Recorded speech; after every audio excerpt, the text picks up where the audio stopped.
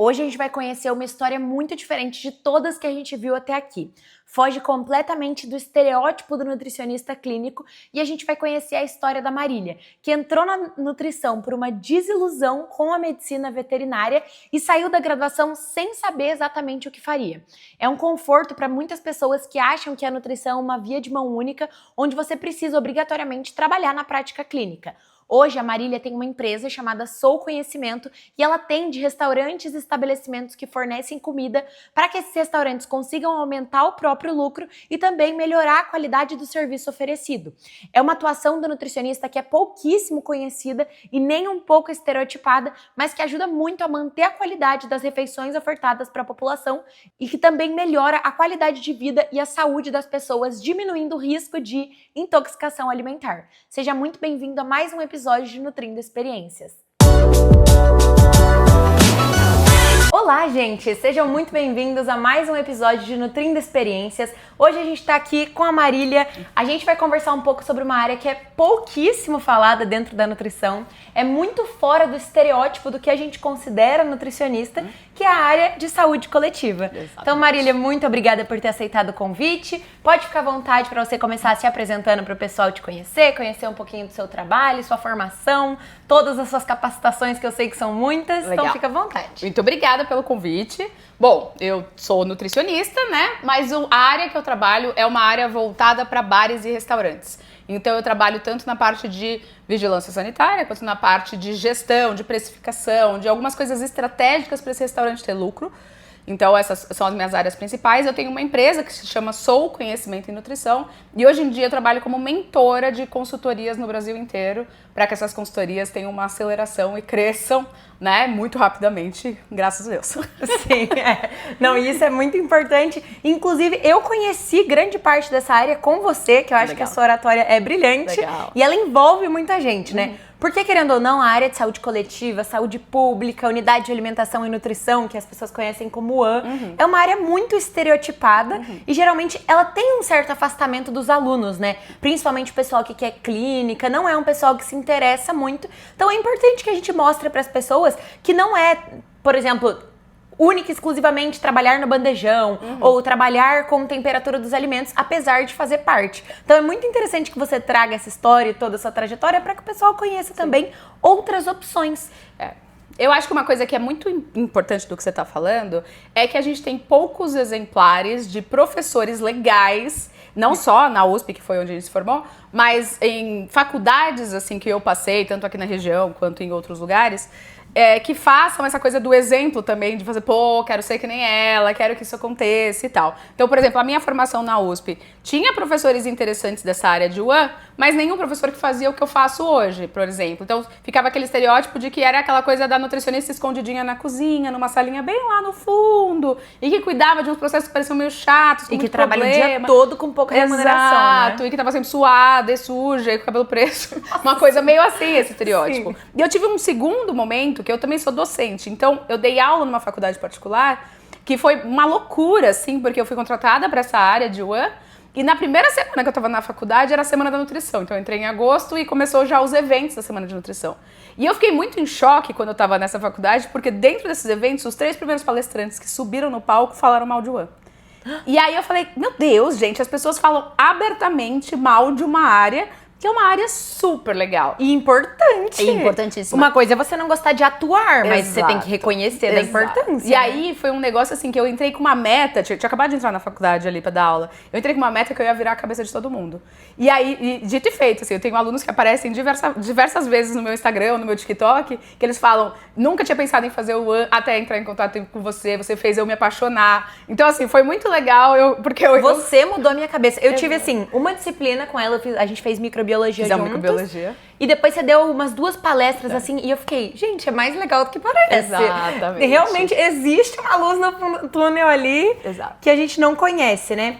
Então assim, vamos explicar pro pessoal um pouco de como começou essa trajetória até a fundação da Sou, que é a sua empresa. Legal. Então conta um pouco pra gente, desde a sua escolha da graduação, assim, por que você quis nutrição, como que começou, por que você veio pra USP de Ribeirão, Tá. como que foi quando você formou pra ir pra essa área, então conta tudo. Tá. Bom, então quando eu fui escolher nutrição, na verdade, a minha vida inteira eu queria fazer veterinária, medicina veterinária. Eu sou muito apaixonada por bicho, eu tenho 60 mil bichos em casa. Então era isso, já estava decidido. E aí, olha como é que são as influências quando a gente tá na escola, né? Teve uma feira de profissões, chegou uma veterinária, e aí ela, sei lá se ela era de mal com a vida, eu não sei qual era dela, mas ela falou assim, veterinário, se você quiser trabalhar com, sei lá, animais de grande porte, já esquece, viu? Porque é só homem que entra em fazenda. E eu nem sabia se era isso que eu queria, na verdade, acho que eu nunca tinha pensado objetivamente o que fazia um veterinário. Mas assim, ela me falou isso e eu falei, então não vou fazer veterinária. Então não é isso que eu queria, não. Assim, então imagina eu lá com o boi. Mas não era isso, entendeu? Então assim, e aí eu fiquei, tipo assim, eu entrei no primeiro colegial perdidaça, tipo, sem saber o que eu queria fazer. Eu fiz o meu segundo colegial na Austrália, eu morei fora. E aí eu voltei com a ideia de que eu queria fazer biologia, porque lá tem biologia marinha, e é uma coisa mar-praia, E é uma assim, coisa... tem super a ver com o ambiente, Exato, né? Tem entendeu? várias vagas de emprego. E eu queria biologia marinha. E meu pai virou pra mim, assim, meu pai é muito objetivo, né, aquarianão. E aí ele virou pra mim e falou assim, não biologia, pra quê? Ser professora? Né? E depois eu fui professora há muitos anos. Que a gente sempre traz alguns estereótipos aí do negócio, né? E aí eu fiquei terceiro colegial sem nenhuma opção. Eu tava entre economia, direito e fisioterapia. E aí as coisas foram meio caindo. Exato, foram meio caindo por terra, economia. Eu fiz um estágio, minha escola ela parava uma semana no terceiro, uma semana no primeiro semestre, uma semana no segundo, pra você fazer estágio aonde você gostaria de prestar de vestibular. Então eu fui para um escritório de advocacia e eu lia, eu achava que advogado ficava com gente, conversava com as pessoas e era isso que eu fazia. Não, eu passei uma semana lendo o processo. Então eu lia processo, dava um sono, eu lembro depois do almoço. Com todo respeito, mas Deus me livre. Deus me livre. Aí eu já tirei direito e aí já a economia foi embora no bonde, tipo assim, saiu direito e saiu economia junto. Aí eu fiquei com físio.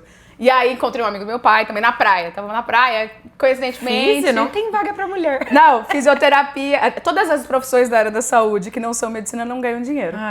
Aí eu, puta, já saio fisioterapia. Aí fiquei de novo sem nada, no terceiro colegial, prestes a prestar o vestibular. E aí eu fui com uma amiga minha, ela foi prestar vestibular na EMB, eu sou de São Paulo, né? Na EMB Morumbi. E aí eu fui com ela e fiquei na recepção, assim, porque não é provona, né? Você vai lá e presta na hora. E aí eu comecei a ver esses folhetos de profissões, assim. Nossa. E aí eu peguei um de nutrição, e aí quando eu abri, a grande coisa que nutrição me atraiu foi o tanto de área que tinha. Eu falei, nossa, eu achei que nutricionista era só clínica. Sim, é o que todo mundo pensa. E aí eu comecei a ler as áreas, né, porque tinha as descrições do curso. Eu falei, nossa, nutrição é legal, porque se eu não gostar de uma, tipo, eu tenho milhões pra ir, tipo assim, milhões de coisas pra fazer. Isso é uma coisa que ninguém sabe. Exato. Ninguém sabe que o nutricionista atua nos bastidores de quase tudo. Exato. E aí foi mais ou menos por isso. E nessa eu já entrei no vestibular, já foi em seguida, e nutrição em tudo. Mas aí como é que eu vim parar em Ribeirão? Aí eu falo que era pra ser, né? Porque eu tinha morado fora, na Austrália, e eu já não queria mais morar em São Paulo, porque, tipo, voltar pra casa é um momento complexo, assim. Difícil. Depois que você saiu, morou fora e tal, parece que você já não cabe mais no mesmo espaço que você cabia, né? E eu lembro muito do meu discurso de formatura, que quem falou, né, o professor que falou, ele falou isso, cara, pros pais agora, seus filhos vão voltar e eles não cabem mais na casa de vocês. Não é a mesma coisa. Exato. Pode ser os mesmos hábitos. Exato. Você pode não ter mudado nada dos seus hábitos sozinha, mas é muito diferente. E quando eu tinha voltado da Austrália, eu tinha me sentido desse jeito, que eu já não cabia mais ali. Então eu pensei, bom, um jeito de eu sair fora, né, ou eu trabalho muito e tenho minha casa, é ir pra longe. Eu presto faculdade longe. Então eu prestei USP Ribeirão e eu prestei várias longe. A única que eu prestei em São Paulo foi a São Camilo. E aí o que aconteceu? Eu não passei em nenhuma, inclusive na São Camilo. E aí eu fiquei por na lista de espera da USP. Meu Deus. E aí a lista rodou e eu vim pra Ribeirão. Mas eu não passei nenhuma, você eu não passei foi escolhida. Eu não passei no Unesp, eu não passei em Ouro Preto, eu não passei em nada, em Viçosa, eu prestei várias. E eu não passei em nada. Eu só passei em Ribeirão. Você foi escolhida pela USP Ribeirão. Exato. E aí, quando eu vim pra Ribeirão, eu sempre fui uma pessoa de muita... isso é outra coisa que eu conto em palestra, que os professores querem me matar, né? Mas eu sempre fui muito de muita festa. Eu sou muito sociável. Eu gostava de sair, eu gostava de fazer. Eu era da atlética, da comissão de formatura, do não sei o que, do não sei o que lá, do não sei o que lá, tipo assim, 1000 horas num dia, assim, sabe? Então a USP foi um negócio muito legal aqui, quando eu vivi. Porque aí eu vivi... Porque tem isso. Exato, eu vivi muita festa, eu vivi muita coisa, né? Eu tava até conversando com uma docente que eu tava agora há pouco, né? Que eu tava falando, cara, eu era uma pessoa que, tipo, ninguém ia dar nada de professor. Tipo assim, essa aluna aí... ela não quer nada com ela vai virar alguma coisa. Você vai virar deixa nada. ela com as festas dela. Exato. Mas é isso, né? A gente tem toda uma formação técnica que se você não tem uma capacidade social de transformar isso em negócio, isso não vale nada, entendeu? Você não vai entrar em lugar nenhum, em mercado nenhum, né? Você só fica... Nunca é a faculdade que faz a pessoa. Exato. É a pessoa que transforma aquela experiência em alguma coisa de valor, né? E aí foi isso, né? Então eu fiz faculdade e a faculdade inteira sem nenhuma preocupação do que eu ia fazer no meu futuro. Ai, que benção. Só curtindo, tipo assim, aquele momento que eu tava vivendo ali, o que eu tava estudando, o que eu tava organizando. Só que aí veio o meu último ano. E aí no meu último ano... a água bate na bunda. Exato. E aí, qual era a minha certeza? Que eu não queria ir embora de Ribeirão. Eu só tinha essa certeza. De área, de trabalho. Eu tava disposta a testar coisas, né?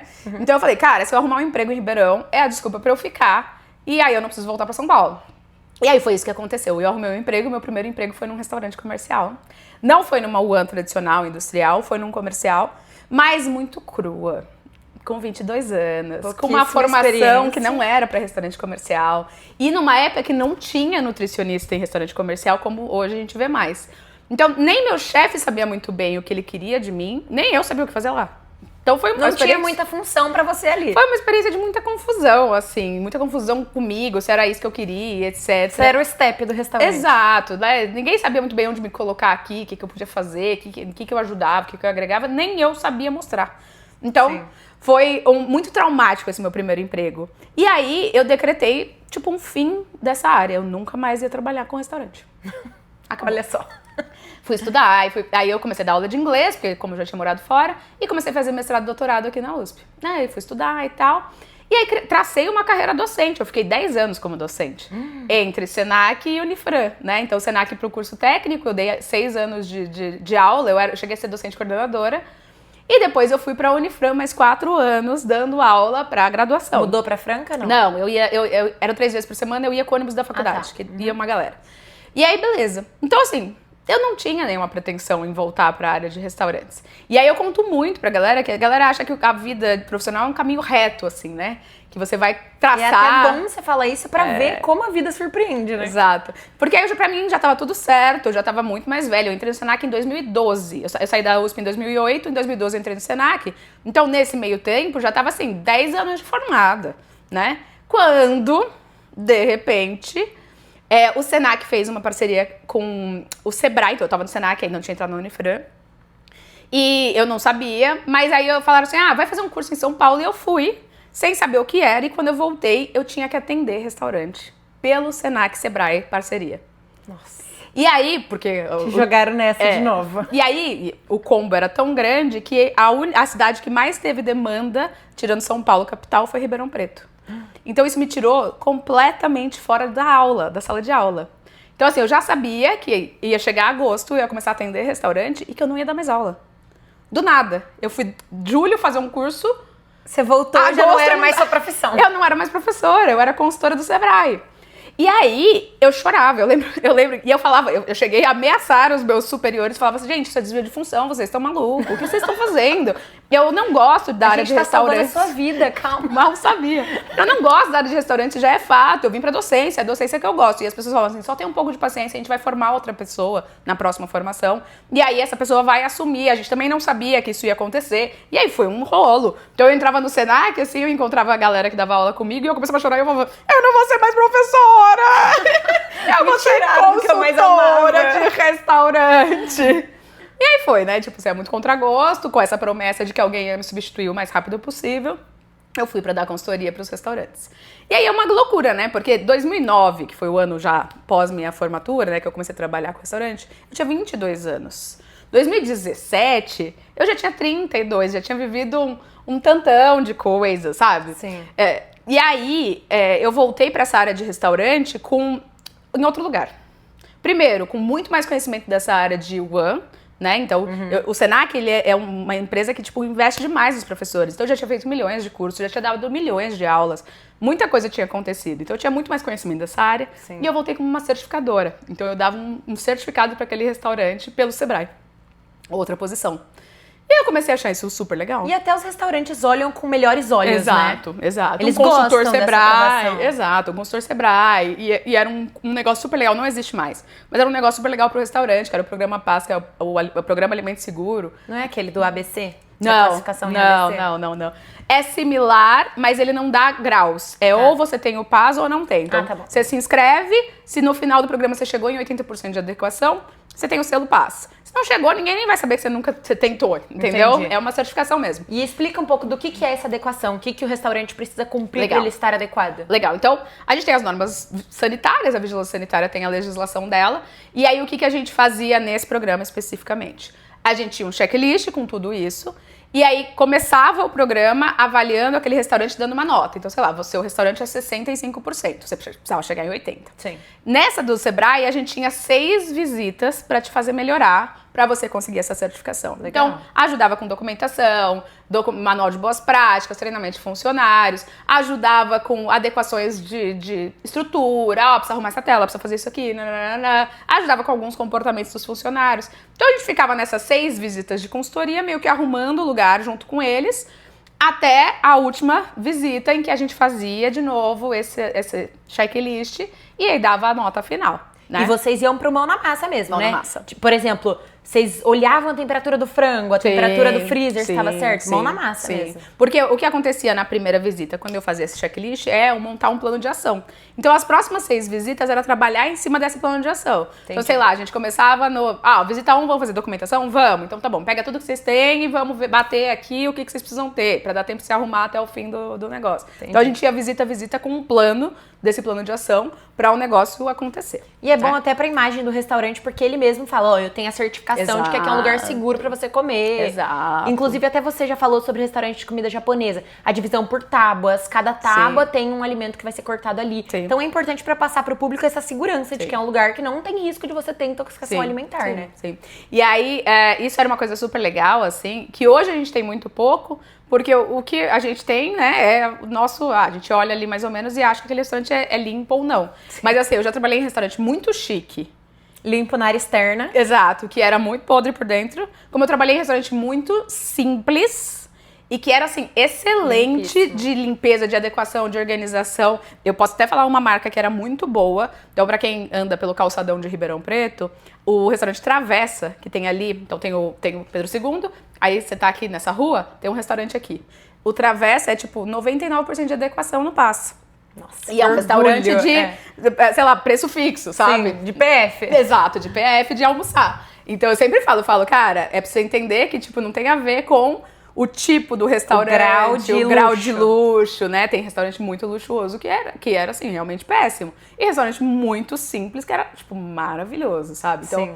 essas são coisas importantes. Mas hoje a gente não tem nada externo no restaurante que te deixa ciente se aquilo é bom ou ruim, né? O máximo que a gente tem é alguma coisa relacionada à vigilância sanitária, tipo uns rumores. A gente sempre sabe um rumor, assim. Entendi. Aquele restaurante já foi fechado pela vigilância sanitária, entendeu? Ou, por exemplo, na minha cidade tem um que já foi fechado 3 vezes de comida japonesa, mas ele reabre. Ele reabre. Magicamente ele reabre em algum momento. É porque, na verdade, a vigilância sanitária fecha até você se adequar. Adequou, reabre. Então, assim, ela não fecha pra sempre. Aí você Deveria ter um desadequou e fecha pra fecha sempre, de mas novo. não tem um fecha pra sempre. Então, ela Entendi. vai e abre e fecha, até, né, enquanto for necessário. Então, às vezes, ele até intensifica visita, a vigilância sanitária, quando vê que o risco Vai mais recorrente. vai mais recorrente e tal. Mas, assim, é isso. Então, abre e fecha e todo mundo fica sabendo. Que é o que eu falo, né? Às vezes, o problema é, inclusive, a imagem daquele lugar, né? Que você fica com aquela coisa de, tipo, caramba, mas esse lugar realmente dá pra ir comer? Já Sim. foi fechado 3 vezes pela vigilância sanitária? Será que vale a pena Tá? arriscar? Exatamente. Então, é mais ou menos nesse sentido, sabe? E assim, Marília, conforme esse processo foi andando, né, que você começou a atuar ali pelo Sebrae e pelo Senac, como é que surgiu a ideia ideia e a vontade de desenvolver a sua própria empresa? Legal. Assim, o Senac, ele tem um negócio que chama marcas formativas. Então, qualquer um que faça qualquer curso do Senac, em tese, passa pelas marcas formativas. São 7, eu não vou lembrar todas. Mas uma é o pensamento crítico, outra é a sustentabilidade e outra é a empreendedorismo. Então, desde que eu comecei lá no Senac em 2012, eu dava muita aula de empreendedorismo, a gente falava muito de empreendedorismo e eu tava com muita vontade de abrir uma empresa já. Então, assim, eu falava, eu vou abrir uma confeitaria. Uma confeitaria interessante, em Ribeirão não tem uma legal e tal, na época menos ainda. Aí vai pensava, vender bem, né? Porque doce todo mundo compra. Exato. Aí eu pensava, nossa, mas o trabalho que vai dar. Então, teve uma época que eu queria abrir um cursinho pra nutricionista que queria prestar concurso público. Vou abrir um cursinho, a gente dá aula nesse cursinho e tal, não sei o que, a pessoa vem pra cá pra estudar. Então eu tava com muitas ideias na cabeça. O bom é que tá sempre em movimento, Exato. Né? E eu queria mesmo ter um negócio meu, assim. Mesmo que eu não deixasse o Senac, eu queria ter um negócio meu. E aí, quando começou essa parte do PAS e dessa parceria Senac-Sebrae, eu comecei a ter procura de restaurantes querendo que eu desse consultoria por uma empresa minha e não pelo Sebrae. E aí eu comecei a olhar isso com outros olhos, assim, na época tinha poucas empresas que faziam isso, só tinha uma empresa grande, o resto era tipo nutricionistas que já estavam com agendas cheias e não tinham intenção de transformar aquilo numa empresa. E eu comecei a pensar, interessante esse campo, né, interessante esse negócio, gostei. Acho que eu vou começar a pensar mais. Mas qual que era o meu medo? O meu medo era abrir uma empresa de consultoria, sendo que eu fazia essa auditoria do Sebrae e que isso fosse considerado uma concorrência com o meu próprio emprego. E eu falei, cara, será que eu posso fazer isso e tal? E aí eu tomei coragem um dia e fui falar com o chefão do Senac, que era o gerente, né? E eu lembro muito da conversa, assim, porque ele era meio inacessível, assim, ele era um cara meio que ficava lá na torre. Que ninguém fala, ninguém vê, só sabe que existe. E aí a gente tava todo mundo num curso, aí eu vi que ele tava no curso também, eu esperei o curso acabar, eu vi que ele tava indo embora, opa! Aí ele, oi, tudo bom? Não sei o quê, nananã. E nessa época eu já estava há bastante tempo no Senac, então eu já tinha uma posição muito de destaque, apesar de não ter relação direta com ele. Então ele sabia muito bem quem eu era, assim, sabe? Sim. Então eu cheguei nele e falei assim, eu tô fazendo esse programa com o Sebrae e tal, eu tenho gostado muito e tenho tido uma demanda muito grande de abrir uma empresa de consultoria e tal. Mas eu fico com um pouco de medo de ser uma concorrência, que isso afete no meu trabalho aqui no Senac e tal, né?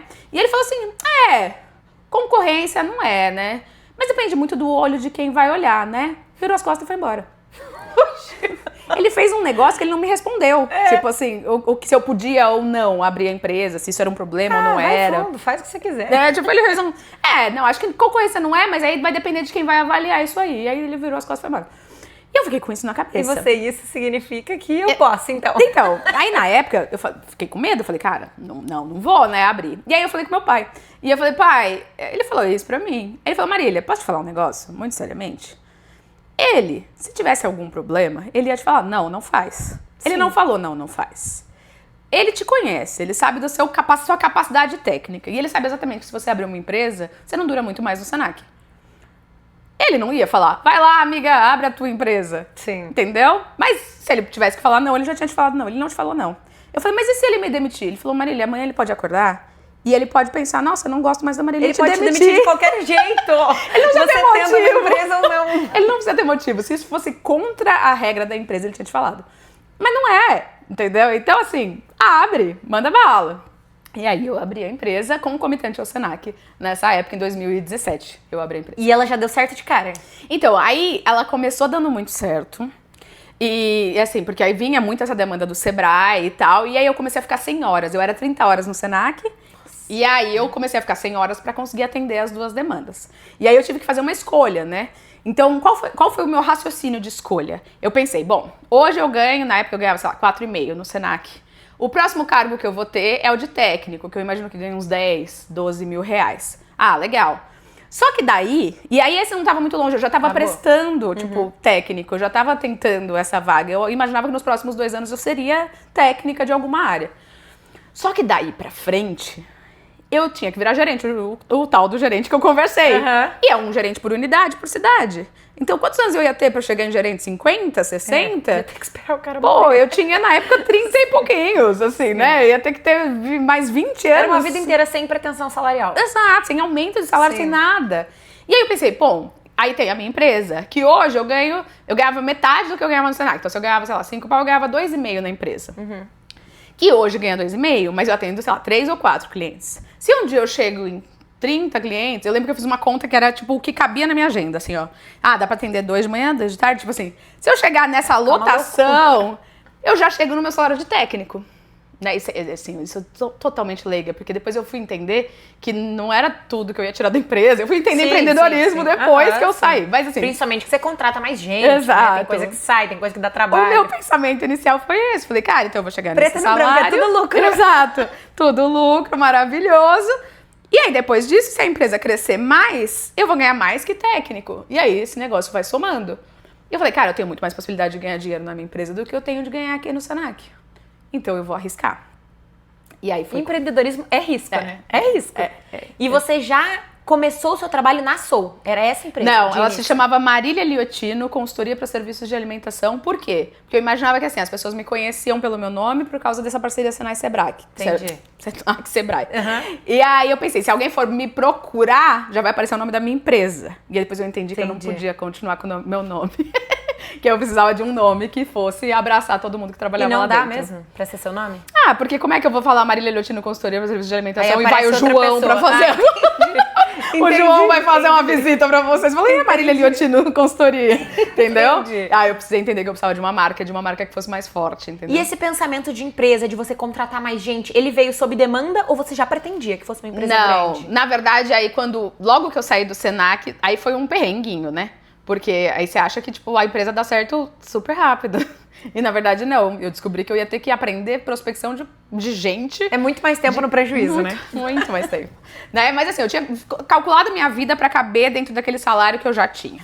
Então, assim, eu tava bem, assim, eu tinha saído do Senac, mas eu conseguia viver com aquilo. Mas eu conseguia viver sem R$1 a mais. Entendi. Então, assim, por exemplo, essa foi a época que eu conheci meu marido, que aí eu falo, ele realmente me ama, porque ele me conheceu numa época que eu não conseguia comprar bala na padaria, entendeu? Entendi. Eu só pagava minhas contas porque eu tinha acabado de pedir demissão de um emprego que era super estável e super confortável.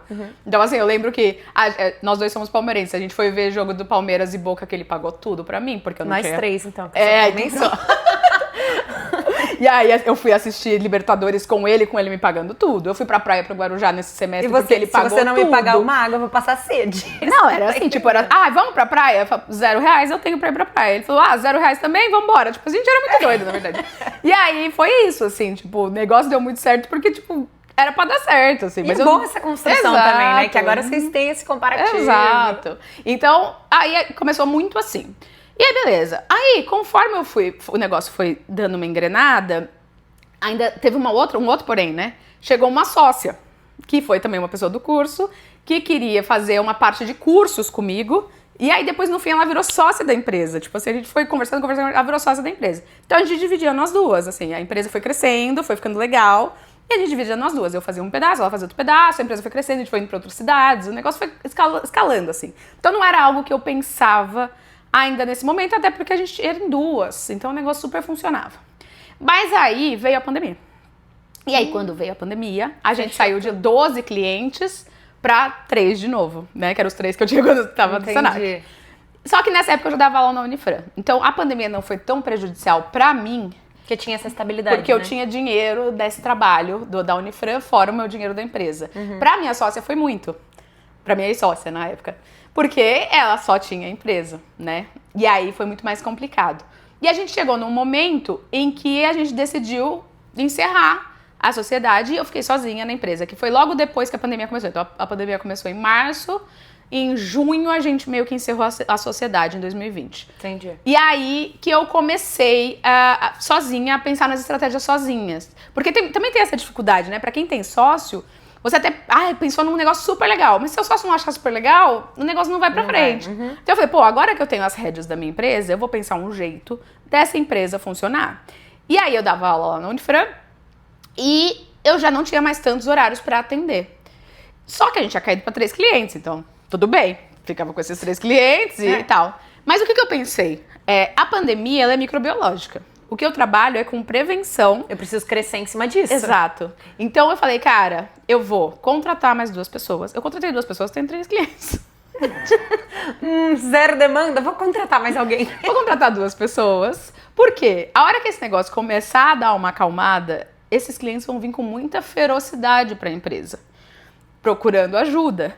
E eu preciso ter gente para atender. Então eu preciso treinar essas pessoas, organizar essas pessoas. Elas precisam estar prontas para quando houver Exato. demanda. Isso foi em 2021. Então, 2020 encerrou a sociedade, eu fiquei um ano sozinha trabalhando na empresa. Em 2021 eu contratei mais 2 pessoas, eu devia ter uns 5 clientes. Bom, e aí, quando a gente teve a pandemia, o que começou a acontecer eu pensava, eu preciso fazer um jeito para esses clientes começarem a entender qual que é essa marca. Então, eu comecei a fazer lives toda terça-feira com donos de restaurante. E aí, nessas lives, eles contavam o que estava acontecendo, assim, o que eles podiam fazer de estratégia, ou o que eles estavam fazendo de estratégias que poderia ajudar outros donos de restaurante. Então, foi super legal. E foram lives que às vezes eu não conhecia aquele dono de restaurante. Então a Isa, que trabalhava comigo na época, ela conhecia muita gente e ela ia convidando. E essas pessoas estavam tão afim de falar que elas vinham pra contar sobre isso, sobre o que estava acontecendo e como eles estavam se organizando. Foi uma prospecção ativa super orgânica, né? Super, assim. E o negócio foi acontecendo, a minha marca foi ficando mais famosa. As pessoas foram entendendo quem eu era, de onde eu tinha aparecido e etc. E aí, nessa época, foi a época que começou a reduzir um pouquinho a pandemia e aí os contratos começaram a aparecer. E aí foi a época que as 2 pessoas que eu tinha contratado começaram a fazer sentido, né? Eu lembro que nessa época tinha nutricionista que era tipo de empresa concorrente que falava assim, nossa, Marília não gosta mesmo de trabalhar, né? Na pandemia ela contratou 2 pessoas pra fazer o serviço dela. Ai, meu Deus. E é muito louco, né? Porque eu já tinha uma visão do que ia acontecer. E aí, essas pessoas, quando aconteceu, foram as pessoas que me fizeram um negócio realmente Sim, porque deslanchar. você consegue fragmentar, né? Atender mais restaurantes e com isso aumentar seu lucro também, né? Exatamente. Então foi muito legal, assim, porque aí a pandemia foi murchando e a gente foi crescendo muito, né? E uma dessas pessoas, por exemplo, é minha funcionária até hoje, ela trabalha comigo até hoje, né? Dessa contratação ótimo. lá de 2021. Então, assim, é um negócio que foi realmente acontecendo, a gente foi conseguindo ter mais público, ter uma marca mais conhecida, sabe? Então, eu acho que isso foi uma coisa muito legal. E é importante também que os restaurantes, eles passam a enxergar o seu serviço como uma relação direta com o lucro que eles têm, né? Exato. E como que vocês fazem isso dentro da empresa para provar para o restaurante que o serviço de vocês tem valor e que vocês não são, por exemplo, a vigilância sanitária? Sim, eu acho que a coisa mais importante que a gente tem um pouco de dificuldade, né, é essa coisa do conseguir demonstrar valor. Então, quando a gente trabalha na parte de gestão, a gente consegue facilmente perceber valor. Facilmente ele começa a ganhar mais dinheiro e ele começa a entender que isso é algo que fez sentido. Ele pagou um valor ali, mas fez sentido, né? Tem um negócio que a gente chama em marketing, que é o ROI, que é o retorno do investimento, né? Então ele rapidamente vê esse retorno do investimento. O problema da parte de vigilância sanitária é que parece que só tem gasto.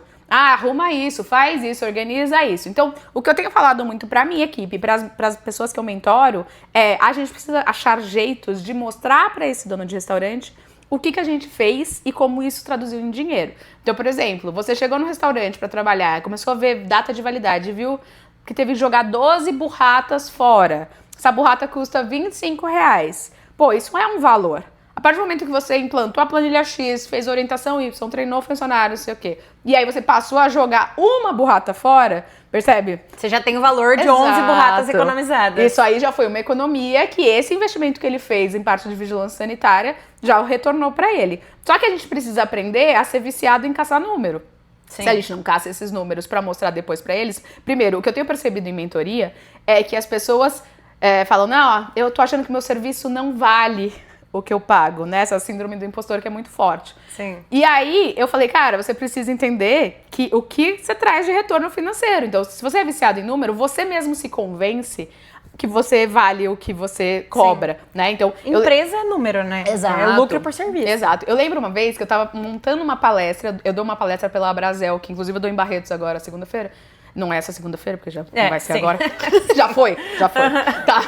Mas, e quando eu tô montando essa palestra, geralmente eu pego os cases pra mostrar número mesmo pra eles.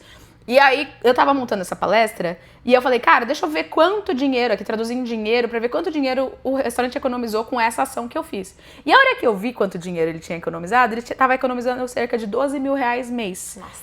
E aí, eu tinha cobrado R$8 mil pra fazer isso. Então quer dizer que em um mês... Ele teve lucro com o serviço que ele contratou. Exato. No primeiro mês, ele já teve lucro na que a gente organizou. Se pagou e ganhou em cima. Exato, entendeu? E eu tinha achado 8 mil carésimo.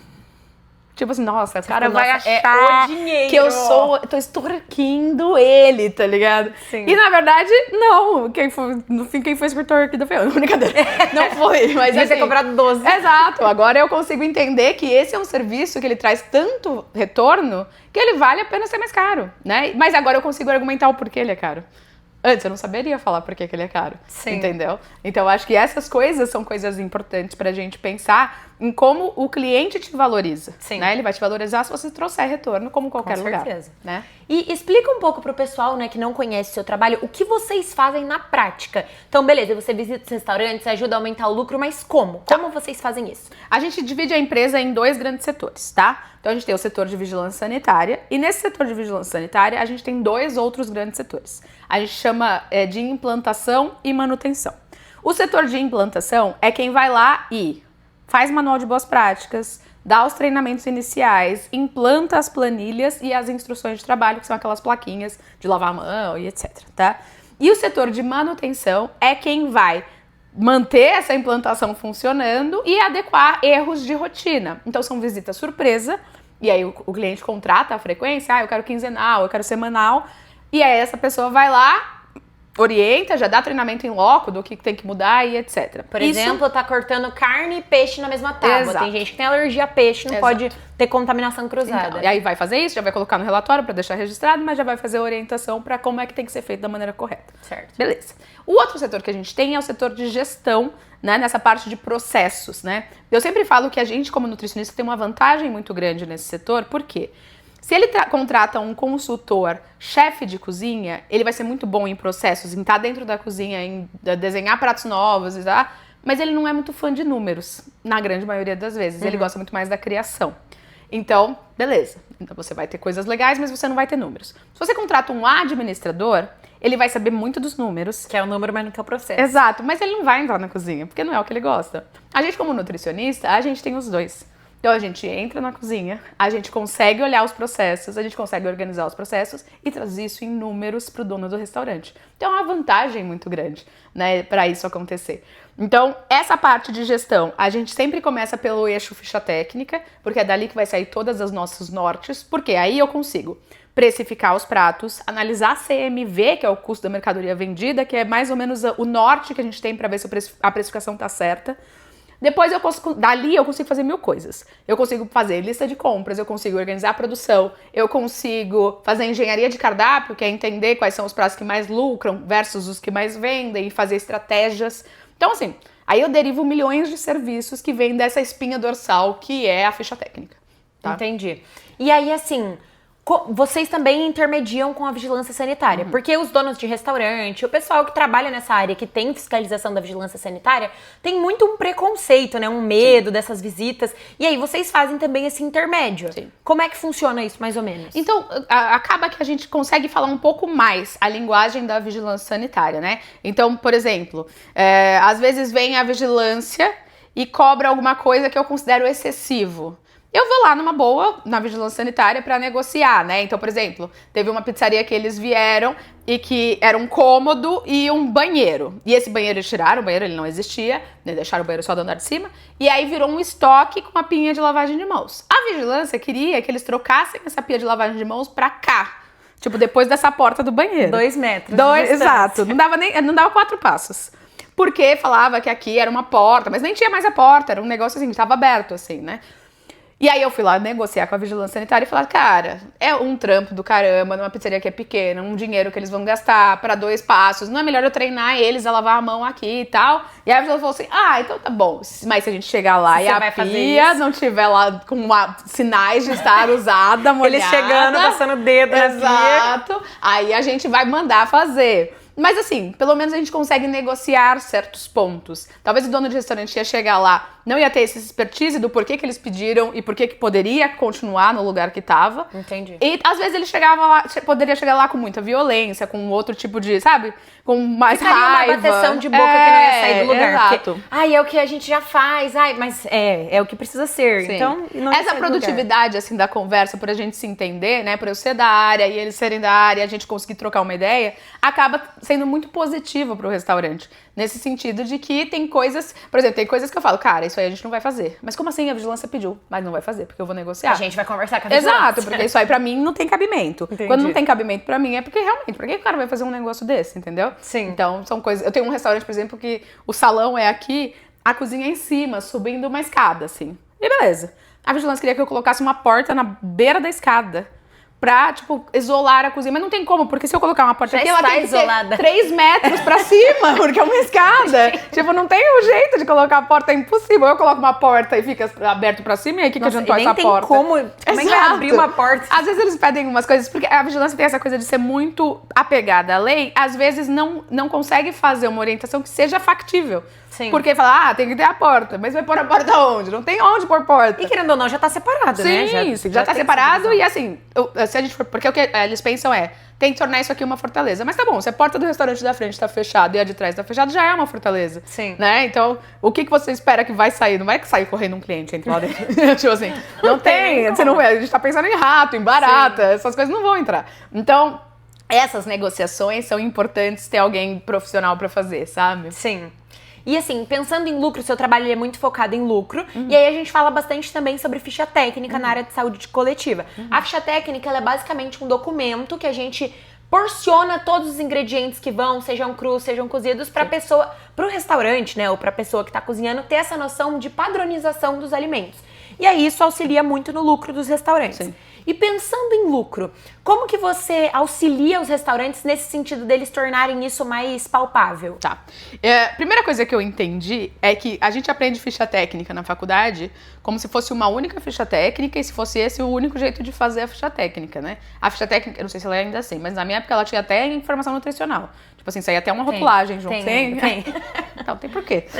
Não mesmo. Né? Entendeu? Mas assim, Já tem a tabela nutricional. cá entre nós. Mas, o que eu entendi? O dono de restaurante tem interesse em uma coisa da ficha técnica. O funcionário tem interesse em outra coisa da ficha técnica. Então, hoje eu vendo 2 fichas técnicas, que vão no mesmo pacote, mas quando eu faço a gerencial, então a gente até tem siglas lá, os estagiários que passam, eu falo, isso aqui é FTG ou FTO, que é ficha técnica gerencial. E aí quem escuta fica, meu Deus. Ou é ficha técnica operacional. Então, na gerencial, eu coloco as fichas, é a primeira que eu faço, eu coloco as fichas lá dentro e elas têm o intuito de custo. Então, vai puxar preço, vai ter atualização de preço, ela é pro dono. Geralmente o funcionário não tem acesso a esse documento, é um documento pra gente trabalhar a estratégia de precificação. Desse documento deriva a ficha técnica operacional, que ela é quase uma receita da Ana Maria Braga. Eu não preciso pôr tudo que sabe que tá na minha ficha técnica, eu ponho o básico, às vezes até em medida caseira, pra ser fácil de fazer, com foto de montagem, às vezes com foto do modo de preparo, o bolinho é esse formato, ou o ponto é esse, eu vou tirando foto às vezes das etapas para o negócio ficar fácil. Então, isso é uma coisa importante. Quando vai fazer ficha técnica, qual é o objetivo dessa ficha técnica? E talvez eu desenhe outras no futuro. Por enquanto, as fichas técnicas são essas que funcionam. Então, eu consigo que o dono consiga aumentar a lucratividade pela ficha técnica gerencial, mas que o dono não tenha problemas de falta de padrão e, portanto, um negócio... Eu tenho um case muito bom de salame que eu já conto, mas um negócio a mais do que ele calculou para o cliente que não vai caber na precificação, né? Mas essa história do salame, eu tava fazendo ficha técnica de tábua de frios num bar. E a gente fazendo ficha técnica. Tá bom. Quanto de salame você coloca? O certo de salame é uma tábua redonda. É fazer toda essa volta de salame. Legal, vamos pesar. Dá tantos gramas. Aí tinha uma outra pessoa cortando salame. Esse salame já estava cortado. Outra pessoa cortando salame. E eu comecei a ver que a espessura era muito diferente. Um salame era, muito fininho e o outro tava muito grosso. E aí eu falei, monta com aquele ali, por favor. Aí ela pegou o salame lá que tava cortando e montou. E aí eu lembro que, assim, o tanto que aumentava no custo do prato era, R$7. Nossa. Então, por exemplo, um prato pra gente vender a uns R$40, ele tem que estar abaixo de R$10. Então, uma tábua de frios vai ser uns R$60. Se você aumenta R$7, você tem que aumentar mais R$40. Então, vai ter R$100. Sim. Então, a precificação mudava de quem fatiava o salame. Então, assim, isso é uma coisa importante, entender essas minúcias, porque assim, nem sempre eu vou ter um funcionário que vai cortar fininho. Então, assim, a solução desse case foi que a gente descobriu que a Sadia ou alguma outra marca similar vendia já o packzinho de salame cortado e no tamanho certo. Então a gente começou a comprar um pouco mais caro, mas com a garantia do padrão. Sim. Então, saiu tábua de frios, ele cortava esse packzinho, distribuía na tábua e acabou. Acabou o problema. Entendeu? Então não tinha mais fatiar frios, não tinha mais grosso, não tinha mais fino, não tinha essa falta de controle. Entendeu? Perfeito.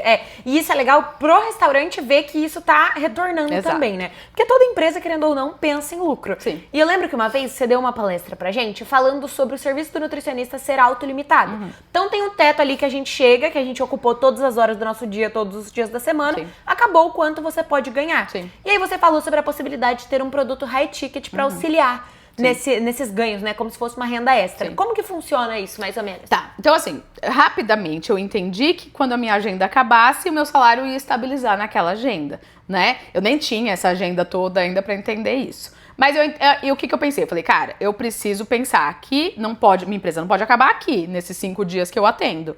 Ou eu aumento o valor do meu atendimento quando isso acontecer, ou eu nunca mais vou ter um aumento de salário. Então eu vou estagnar aqui nisso e vai ser isso pra sempre. E aí, o que eu pensei? Eu falei, cara, eu vou pra 2 caminhos. Primeiro caminho, eu vou contratar as pessoas que possam reproduzir o que eu faço. Então eu tá em mais lugares ao mesmo tempo. Então enquanto eu tô aqui, eu tenho mais 3 contratados. Então provavelmente tem 3 restaurantes sendo atendidos enquanto nós estamos conversando aqui, né? Então essa foi a meu primeiro pensamento. E o meu segundo pensamento vou desenvolver um curso online. E aí, vou vendendo esse curso online paralelamente, isso vai também ser algo para aumentar ali na renda. Beleza. E aí foram essas estratégias que eu adotei. A do curso era aquela época eu não sei se você pegou, mas era uma época de lançamento, de Érico Rocha, de... O boom dos cursos online. 7 em 6, umas coisas muito sei. assim, né? Só que isso era extremamente cansativo, porque você fazia semana de lançamento, a semana de lançamento tinha live todos os dias, sim. E aí as lives eram cansativas, e era aquele estresse, vai entrar gente, não vai entrar gente. Só que aí você ganhava um dinheiro, esse dinheiro, segundo a teoria do lado do curso online, tinha que retornar tudo em marketing, então você começava a investir de novo. Você nunca via a cor do dinheiro, porque o dinheiro estava sempre voltando para ser propaganda para o próximo curso, para a próxima live, então você trabalhava meio de graça, assim. E eu fui desanimando, assim, da história do curso online. Mas eu nunca desanimei do online, assim, porque eu sempre tive lá no Instagram da Soul um público do Brasil inteiro. E eu falava, cara, essa galera eu nunca vou atender, né? Eu lembro que na pandemia eu assisti teve um evento em alguma universidade dos Estados Unidos que eu consegui me inscrever, porque eu era docente, e assistir. E teve um cara que ele fez uma palestra, que pra mim é a palestra mais legal que eu vi, que era os clientes que você não tem. Que é raciocinar, tipo assim... você é nutricionista, você resolveu ser nutricionista clínica. Aí você fala, nossa, quanta competição, eu nunca vou ter um cliente, porque todo mundo já atende. Mas aí você tem que pensar assim, tá bom, mas tem uma galera que nunca passou por nutricionista e nem tem intenção de passar. Por quê? Qual é o motivo que essas pessoas não vão no nutricionista? E aí você pode ser um nutricionista que consegue entrar pra essa galera, nesse nicho. Sabe? E aí era mais ou menos isso que eu pensava. Eu falava, cara, eu tenho uma galera inteira que eu não vou atender, porque é Brasil inteiro, e eu preciso pensar num jeito em que eu consiga atender essas pessoas. Então eu já tava namorando fazer uma mentoria, alguma coisa nesse sentido há um tempo. Eu não sabia exatamente o que eu queria, mas eu sabia que eu queria fazer uma mentoria que fosse nível Brasil. E aí, semestre passado, eu contratei uma mentoria financeira que não tinha nada a ver com isso, mas eu amei o formato, porque o formato era assim, o cara falava assim, dia 1º você precisa me mandar todos os seus extratos. Aí eu pegava todos os extratos do banco, cartão de crédito, não sei o que, e mandava pra ele. Ele tinha uma secretária que tabulava tudo, depois essa tabela voltava pra mim e eu categorizava, isso foi comida, isso foi roupa, e rarará. E aí eu marcava uma reunião com a contadora dele, pra ela me ajudar com as minhas metas. Você gastou muito com comida, agora a gente vai ter que reduzir isso aqui, sua meta é essa, sua meta é aquela. Ela organizava minhas metas. O cara que eu contratei, eu via só quando eu tivesse dinheiro sobrando pra investir. O cara ganhava esse dinheiro aparecendo 3, 4 vezes por ano na minha vida. Porque era um ano de mentoria e ele vinha 3, 4 vezes por ano pra fazer a mentoria de investimento. Falei, cara, isso é muito legal, porque ele contrata ali a secretária, a contadora e tal, mas assim, ele tá, tipo, com pouquíssimo agenda mesmo ocupada. Ele não tá com a mão na massa lá, né? E aí, no fim, aí tinha um curso online junto com essa mentoria, eu assisti todo e no fim tinha uma conversa dele com uma menina que estruturava mentorias. Aí eu falei, deixa eu conversar com essa você menina. que eu quero. Exato. E aí eu já conversei com essa menina e tal, ela falou, putz, você tem um puta público, legal, não sei o que, vamos estruturar a sua mentoria, vamos estruturar. Aí beleza, fechei com ela. E aí eu fechei com ela e a minha ideia era fazer mentoria para dono de restaurante, não era pra fazer pra consultora, que é o que eu faço hoje em dia. Então eu desenhei a mentoria para dono de restaurante, é isso, vamos fazer isso, vamos organizar isso, não sei o que. Tinha umas dores ali que eu tava meio, o que eu vou fazer com isso aqui e tal. Aí no fim da reunião, ela virou pra mim e falou assim, que mais? Eu falei, eu tenho um público muito grande de consultores no Brasil inteiro. Ela falou, por que você não faz uma mentoria pra eles também? Aí eu falei, tá bom. Aí a gente desenhou a mentoria, assim, muito, tipo assim, é vamos isso, fazer algo. Tal, não sei o quê. E aí, beleza. Isso, era novembro. E aí eu falei, cara, não vou lançar nada agora, porque vai começar Natal, Ano Novo, ninguém vai muito gasto, dezembro é muito gasto. Ninguém vai comprar nada agora, deixa janeiro, todo mundo tá com ideia de Ano Novo e tal, e as pessoas vão começar a investir de novo. Beleza. Só que aí eu fui pra um evento e encontrei uma menina que tava me contando da vida dela e tal, e ela trabalhava numa empresa, e ela tava se sentindo meio desgastada e tal, e achando que talvez o salário dela não era tão bom. E aí eu comecei a dar umas dicas pra ela, e eu falei, cara, isso é um negócio legal, hein? Você poder ajudar as pessoas que estão nesse processo que eu já vivi, um processo de sair de CLT, abrir empresa, a fazer isso com um pouco mais de tranquilidade, a não sofrer tanto. Aí eu falei, cara, sabe o quê? Eu vou abrir essa mentoria em dezembro. E aí, 17 de dezembro, eu lancei a mentoria sem nenhuma estrutura. Tipo, tava tudo planejado pra janeiro. Post de lançamentos, caceta com a aplicativo.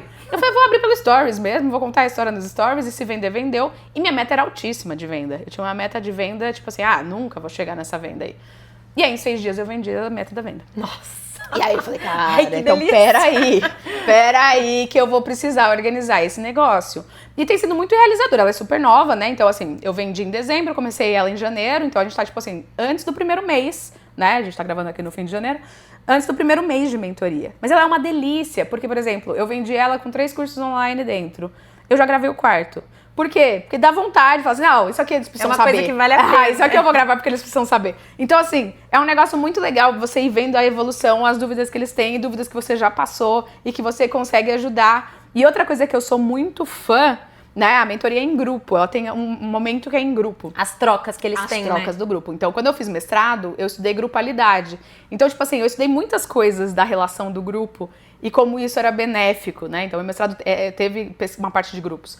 E aí, eu uso muito isso nos nossos grupos. E é muito legal porque aí elas viram uma comunidade delas. Então, elas se ajudam sem eu precisar estar lá, né? Então, por exemplo, agora eu dei uma olhada no celular, elas estavam trocando ideias de preços e como precificar e como elas estavam precificando. É um serviço que anda sozinho. Né? Lógico, eu entro na grande maioria das conversas, mas assim, elas se ajudam, elas entenderam que elas não são concorrentes e que elas vão se ajudar para as empresas todas crescerem. E aí vira esse lugar que o empresário não tem. Que é... O meio empresarial, ele é muito competitivo, né? A partir da academia, na verdade. A partir do meio acadêmico, é muita competição na mesma área. Exato. E aí é o lugar de você se sente muito sozinho quando você tem uma empresa. Por mais que você tenha funcionários, ninguém tá no mesmo nível de raciocínio que você, que é tipo, como é que eu cresço a empresa, gestão, como né? é que eu organizo, o que eu faço, não sei o quê. Quando você tá com várias pessoas que são donas de consultorias, de empresas de consultoria, as trocas são outras, os raciocínios são outros. E eu falo pra elas, eu falo, cara, vocês me ensinam muita coisa. Eu não aprendo, eu não fico ensinando, eu fico aprendendo aqui também, né? Então é muito legal, muito legal. A mentoria é de uma riqueza, assim, absurda, assim. Nossa, eu tenho certeza, me deu até vontade de entrar. Não, e é muito eu engraçado. no último ano da graduação. Eu tenho recém-formado na mentoria. Ai, eu tô com vontade. Você sabe que é muito engraçado, porque eu desenhei a mentoria pra quem quisesse construir empresa de consultoria. E tudo bem. E aí eu comecei a fazer reunião com algumas pessoas que tinham zero a ver com consultoria e começaram a fechar a mentoria. Então tem uma nutricionista de clínica da parte de vegetariana e transtornos alimentares, mas ela quer que eu modele pra ela um produto pra ela vender estilo mentoria.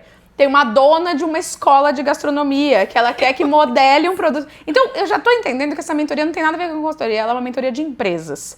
De empresas, de modelagem de negócio, de como a gente faz pra crescer empresas. Isso é ótimo. É muito legal. Porque é até um serviço que foge da sua área de atuação. Diversifica um pouco. Te tira da zona de conforto muito, também, né? Muito. E é muito legal, assim. Eu acho que às vezes que eu mais estudei e eu mais aprendi foi quando eu ensinei. Sim. Né? Então, quando eu tô numa mentoria dessas, e aí eu começo a ver demandas que eu falo, nossa, mas será que eu sei falar sobre esse assunto? E aí talvez... Aí você começa a falar e descobre que sabe. Outro dia eu tava fazendo uma aula de ocitocina e dopamina. E eu falei, gente, por quê Da onde eu voltei nisso aqui? Tipo assim, eu saí da faculdade. Em que momento? E aí eu voltei nisso por causa do Instagram e por causa das coisas que a gente podia pensar em termos de post, em termos do estabelecimento de vínculo. Tipo assim, eu comecei a estudar umas coisas X, porque foram demandas que foram saindo da mentoria e eu, de repente, estava estudando. No outro dia, eu tava no carro com um livro de hormônios. Aí a pessoa, quem está estudando hormônios? Você trabalha em cozinha. Mas é porque os hormônios... Faz sentido, é sério, eu juro. Confia no processo, aquele negócio, confia no processo. Vai dar certo, acredita em mim. Então é uma loucura nesse sentido, assim. Ela abre minha mente, né? Acho que um dos motivos de eu ter saído do Senac, além da história que era uma empresa que eu amava, mas além da história de abrir a minha empresa, é porque eu sempre tive um potencial criativo que uma empresa CLT tradicional não era capaz de absorver. Então, assim, foi meu motivo de sair da Unifran, foi meu motivo de sair do Senac. A minha empresa, eu falo que assim, eu não me sinto trabalhando, eu me sinto brincando de casinha, né?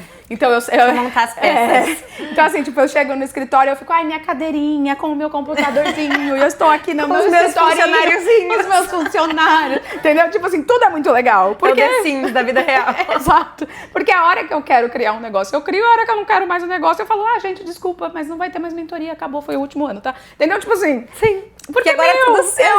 Porque é meu, exatamente. Então, acho que o CLT, ele tem seus benefícios e etc. Mas, por exemplo, um dos motivos de eu ter saído da Unifran é porque no primeiro ano que eu entrei na Unifran, os alunos falaram assim, vamos aproveitar que você é de consultoria pra gente abrir uma empresa júnior. E aí eu cheguei para os meus superiores e falei assim, como é que faz pra abrir uma empresa júnior? É fácil. Monta um projeto e manda pra tal lugar. Cara, eu fiquei 4 anos na Unifran e eu nunca ouvi a resposta, tá ligado? Tipo, você, no primeiro ano, mandar um projeto que eu não tava pedindo mais dinheiro, eu não tava... Era um negócio eu ia pros usar alunos. o tempo que eu tinha pra ajudar os alunos a se formarem melhor e eu nunca recebi uma resposta, entendeu? Eu acho que essa questão de burocracia, de depender dos outros é a pior parte. É a pior parte. É a pior parte de trabalhar pros outros, é isso, de burocracias que você não vê sentido, às vezes não tem aplicação nenhuma, mas mesmo assim... Você é submissa a isso, né? E ao mesmo tempo, tem a parte ruim também, né? Eu falo direto em reunião de equipe, eu falo, tem dia que eu não queria ser dona dessa empresa. Que é o dia que eu preciso resolver treta, sabe? É o dia que eu preciso ter conversa difícil, é o dia que eu preciso sentar uma galera da minha frente e falar, cara, a gente vai precisar fazer o negócio acontecer, sabe? Então, assim, tem hora que não é gostoso, é hora que eu tomo bronca de cliente por telefone, isso não é legal. Mas faz parte, toda empresa vai ter ônus e bônus. Eu sempre falo, pra escolher profissão, você só precisa entender se o ônus é muito ruim e o bônus é muito bom.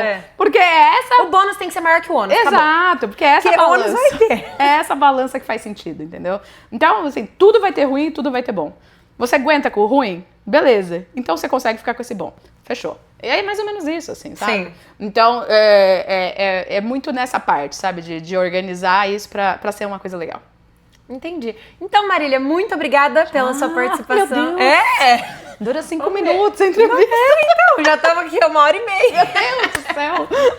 Imagina. Mas assim, Marília, o seu trabalho, ele cativa num nível que eu nunca tive interesse em saúde pública, nem durante a graduação, nem antes, nem nunca. Sim. Mas todas as suas palestras, não, na dela eu faço questão de estar, não tem como, porque é muito interessante. E você, como empresária mesmo, é muito admirável, assim, e dá pra ver o amor que você tem pela coisa. E eu não tô falando isso porque a gente tá na câmera, não, eu falaria isso de qualquer forma. Inclusive, eu sou a pessoa que nunca me interessei por nunca me interessei por saúde coletiva. Inclusive, pra ser bem sincera, quando tinha palestra, eu era a pessoa que ficava no computador. Até que um dia eu comecei a prestar uma leve atenção, daí eu falei, parece que eu tenho alguma coisa pra ouvir aqui. Então, assim, é uma coisa que cativa mesmo, de verdade. Foge muito do estereótipo que a gente conhece, que é bem a ideia do nosso podcast, Nutrindo Experiências, que é pra gente desvincular a ideia de que nutricionista é só o profissional do emagrecimento. A gente sabe que isso é importante, que essa área de atuação existe, mas é tão mais legal quando a gente expande os horizontes, né? A gente conhece outras áreas de atuação. Então, assim, muito obrigada pela sua presença. Você agregou muito pra gente. Eu tenho certeza que todo mundo adorou ter você aqui. Sempre que vocês quiserem, a gente tá por aqui. E eu acho que uma das ideias da mentoria também era muito isso, assim, é conseguir, principalmente para mulheres, eu acho que a gente é muito mais travado em conseguir crescer, né? E falar, tá bom, eu sou desse tamaninho, pequenininho. E na verdade a gente tem um potencial de crescimento muito exponencial. Que às vezes só falta alguém falar assim, ei amiga, vambora. O negócio vai rolar, vai embora. Empreendimento dá medo, né? Porque é um risco. Então, você corre risco. Você saiu da sua estabilidade ali do CLT, onde você tem certeza que no mês seguinte vai vir o mesmo salário do mês anterior. Exato. Exato. bater de frente com o mundo, né? Exato, exatamente. Então, é isso. muito importante a gente ter uma referência como você, principalmente, pra mim é muito importante isso, ver que aconteceram muitas coisas antes de dar certo. Sim. Você trabalhou em muitas áreas que você não queria antes de funcionar. Durante a graduação você teve muitas dúvidas. Então, eu acho que isso expande muito Sim. a cabeça das pessoas que estão ouvindo também. Sim. Porque atualmente, principalmente com as redes sociais, a gente se cobra muito. Sim. Então, a gente vê pessoal com a mesma idade que a gente agora era do TikTok, né? Eu olho o pessoal com 22 anos milionário e eu fico, meu Deus, eu tô muito atrasada na minha vida. Então, pra mim, é muito bom ver uma pessoa de referência que realmente traçou a sua história pra estar lá. Porque outra coisa que também é muito comum são pessoas que saem da faculdade fazendo mentoria. Mas você não sabe nada. Sim. Você precisa ser mentorada antes de querer ensinar os outros Exatamente. a fazer. Então, pra mim, uma pessoa que tem uma trajetória, a gente falou, não é linear, mas crescente e chegou aqui para ensinar os outros de bom coração, com ética, com conteúdo de verdade, sempre baseado em ciência e prática. Então, assim, pra mim é uma honra ter você aqui com a gente. Muito obrigada pela participação. É isso. Eu acho que, assim, uma coisa que é importante pensar é que o sucesso, ele vem da constância. Em qualquer coisa, isso é muito comum em dieta e etc, mas pra qualquer coisa. Então, assim, se você escolheu o que você gosta, não interessa, mas essa é uma área que vai ganhar Vai tão demorar pouco muito. dinheiro. Cara, se você escolheu o que você gosta, você vai fazer funcionar se você for constante, né? E entender que os primeiros anos não é onde você vai ganhar dinheiro, os primeiros anos é onde você vai construir sua base. E daí você vai embora e aí o negócio vai começar a organizar, né? Com certeza. Legal. Obrigada, Brilha. viu? Então deixa suas redes sociais pro pessoal seguir. Deixo. te Então, conhecer. eu estou todos os dias, religiosamente, no Instagram, no @souconhecimento, sou de ser mesmo, tá? Porque o pessoal gosta de sou de alma. em Sim, inglês, é tá? verdade. Mas é sou de Vou ser. deixar aqui na tela pra vocês Sou lerem. Conhecimento, a empresa é Sou Conhecimento e Nutrição. E, eu sou super aberta pra trocar ideia, então quem for lá no Instagram e quiser perguntar, falar, tá, estamos super. E qual que é a Convidar região? pra outras coisas. Sim. Qual que é a região que você atende? Hoje eu trabalho com consultoria e assessoria na região que a gente chama Alto Mogiana, que é Ribeirão Preto, e as cidades em volta. Eu vou até Franca, eu vou até Rio Preto, Barretos, segunda eu tô em Barretos. Né? Então, toda essa região aqui em volta, mas com a mentoria todo o Brasil todo. Agora eu sou internacional, quase. Ai, que delícia! Adorei. Muito obrigada, Obrigada, gente, pela audiência. Meu Instagram é lara.piscinato e as outras redes sociais também. E a gente se vê no próximo episódio. Obrigada. Tchau, tchau. Até mais.